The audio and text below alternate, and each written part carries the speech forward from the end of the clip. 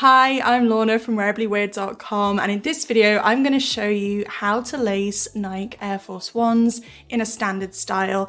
Now this style is exactly what you get from the factory when they're fresh out the box, and it's a great one to come back to if you've taken your laces out for cleaning or whatever.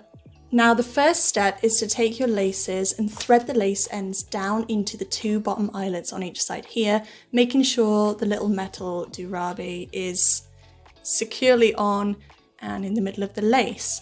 Then what we're going to do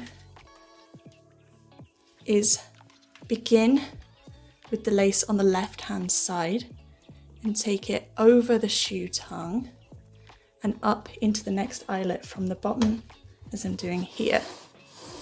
Now you'll notice on Air Force Ones the lacing pattern is opposite on either shoe for a really fresh look.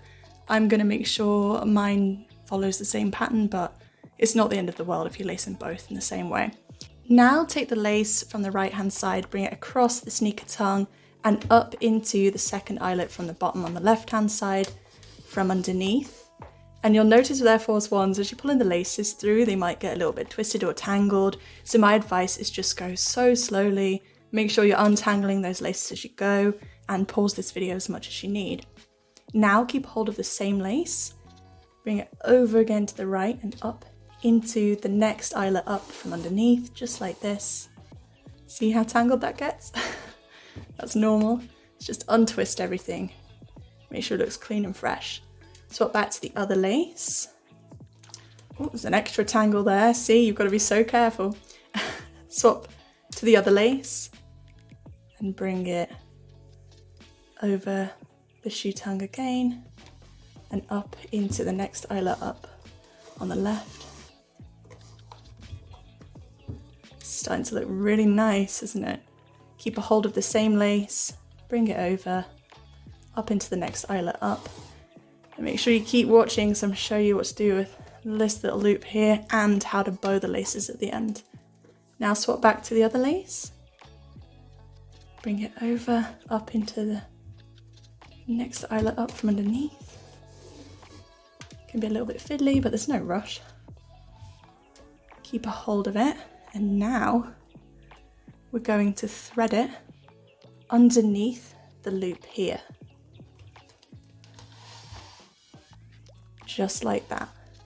So you'll know you're at the right eyelet when you are at the fourth eyelet up from the bottom, and then you'll bring that one into here. So it can be a little bit tricky, but if you see here, it's always the fourth eyelet up from the bottom or the fourth eyelet down from the top, and it's that lace that goes through the little loop here. So make sure you get it right.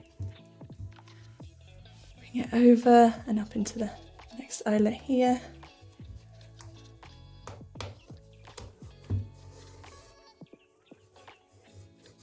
And again, repeat on the other side with the other lace, bringing it under here, making sure there's no creases, and then up into the next eyelet up from the bottom. It's looking good. And then keep a hold of this lace, bring it over, up into this eyelet here. We're getting close to the end. Take the other one, up into the next eyelet. And then again, keep a hold of this lace, bring it up into here, the final eyelet.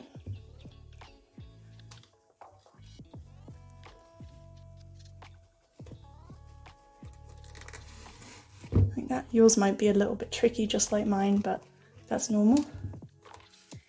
And then back to the other lace, bring it up into the top eyelet on this side. Now we've got a really fresh, neat looking lacing pattern. What I personally like to do is go ahead and bow the lace as normal. You can stop here if you like that look, but I like mine to look a little bit more fresh, so I'll go ahead and tuck it behind the sneaker tongue. And then, of course, when my foot's in the shoe.